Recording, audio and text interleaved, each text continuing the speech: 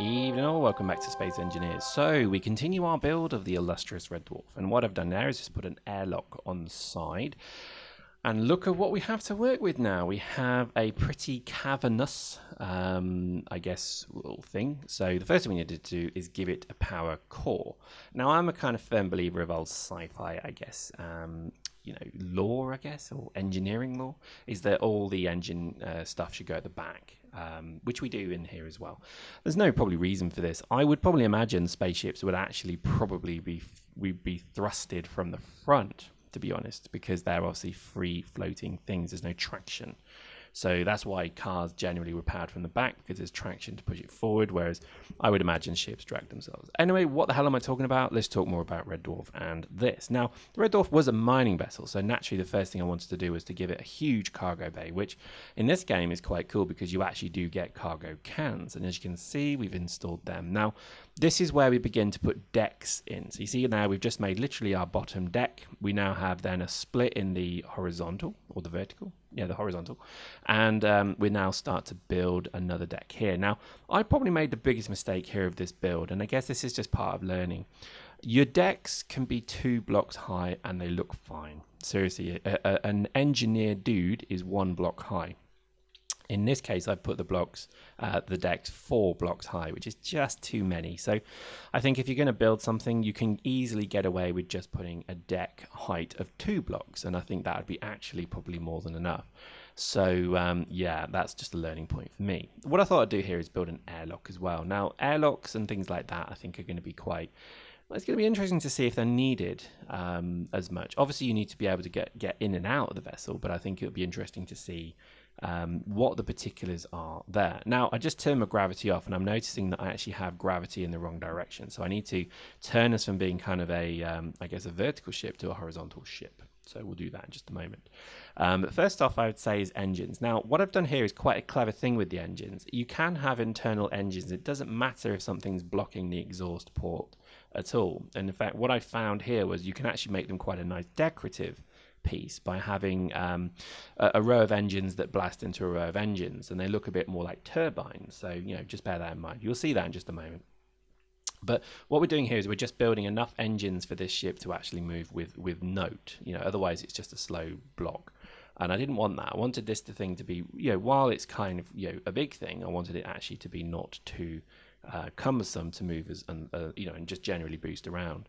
So fair bit of gyro stabilizers, fair bit of engines as well. So as you can see, putting engines upside down, inside out, left, right, blocked or unblocked is just fine. So don't worry about that. A row of gyros just to make this thing shift a little bit, and that's probably enough to get us going. So you know, that kind of starts us. As you can see, we now have to think about what we're going to do with the remainder of this thing. First off, I think the gravity thing was quite an important one, because I think getting the gravity right was just something that needed to be done.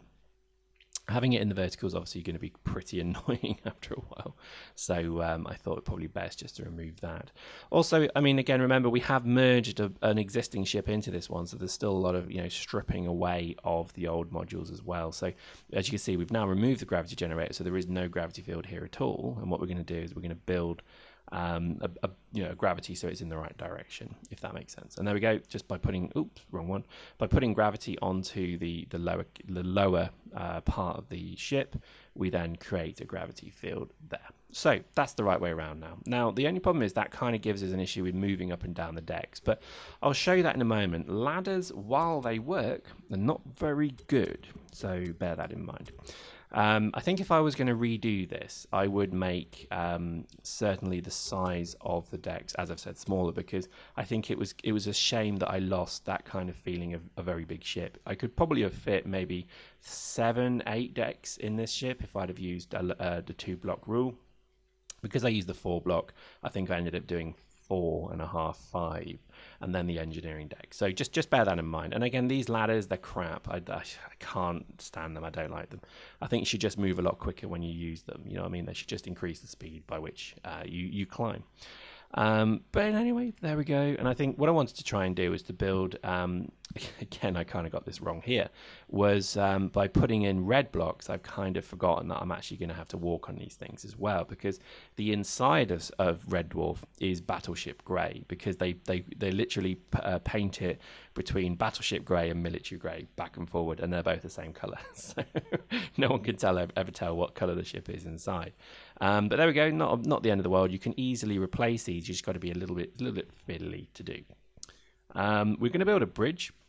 We're going to build an engineering deck as well, and this is all, you know, good stuff to come. One of the things I'd probably say is the hardest thing about it was really losing. I got very disorientated as well making this ship as well. So just the way that you fall and the way that you interact with your scenery, it's difficult to understand really what the hell's going on. So I think I will probably end up color coding a lot of this, but we'll show that maybe another time. I think, you know, when you build something, just think about maybe the colors of the blocks. Maybe you could use walkways as a different color. It's entirely up to you. I think also ladders, because they are pretty awful, I actually would favor a ramped staircase, which will show you maybe in the next video, maybe in this one. I can't remember if I edited it in, but just because I think a staircase is a much more elegant way to move around than the ladders. So there we go.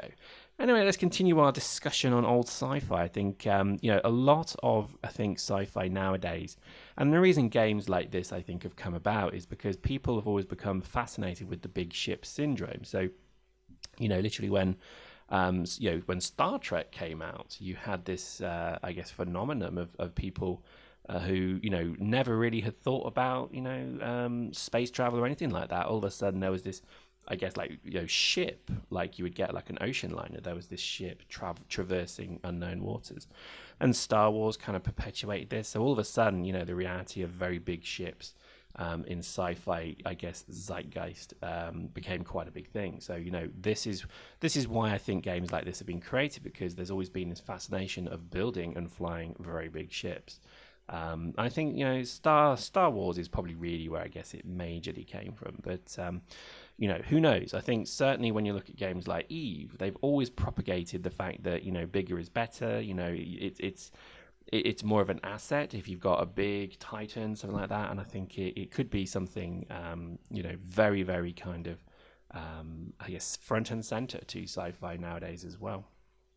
We shows like Battlestar Galactica, obviously, as well. It's all about, you know, how would a big ship in space operate and work and etc. So, you know, it's all quite interesting stuff, and I think it's always quite fascinating to see how, you know, these things come together. I think with Red Dwarf was just a wonderful example of where, to be honest, you know, it's in no way serious, but yet the sci-fi is very good. You know, they talk about stuff way before its time. I mean, things like polymorphs, teleportation, all the way up to things like, you know, psi moons that when you land, they react to your personal, you know, who you are. I think, you know, it really was good sci-fi, and it's incredible to think it came from literally two comedy writers who were looking to do something, quote, a bit different. I think Red Dwarf really nailed it, because they did have just a very different way of looking at, I guess, sci-fi, really. Very good acting as well. I mean, you had Craig Charles, you had, you know, you had Robert Llewellyn, Danny John Jules, and Chris Barry, and these were like really good comedy actors of their time as well. So just everything really kind of worked with this particular show. They did try and copy it. I even think Eddie Murphy was going to do the role of Lister, or the cat. I'm glad he didn't, or maybe he did, I don't know. But certainly I remember that the American version didn't do too well, because I think it's a very British thing. The comedy behind it was very British, which I think nowadays, because you see a lot of British comedy doing quite well on BBC America, for example, I think Red Dwarf would do exceptionally well now, but it's just too old. It looks dated. It looks very 80s, 90s, etc. So that's probably why it would never be done. But personally, I like it, and I think, you know, there's definitely something there about there's definitely something quite funny about sci-fi comedy. You know, I think it's a difficult thing to do, but if you can do it, then, you know, good on you. Another example of sci-fi comedy is things like Galaxy Quest. I don't know if you remember that film, Galaxy Quest, because it kind of poked fun at itself, which is a good thing, because sci-fi can be a little bit kind of, you know, stiff, let's say. And I think what certainly what they tried to do with things like Galaxy Quest was actually poke fun at the genre, which is, I think, where a lot of British comedy certainly comes from, because it's always about kind of reinventing and repoking again at something to do with the I guess the category of it. And Red Dwarf really was this, because it was just really odd and funny and quirky. So you know, hopefully you're watching it. If you're not, literally pause this video when this video's done. We're done now. Go and find you know, episodes of Red Dwarf. I'm sure they're on the internet somewhere, and I think you'll love it. Hope you enjoyed that. See you next time.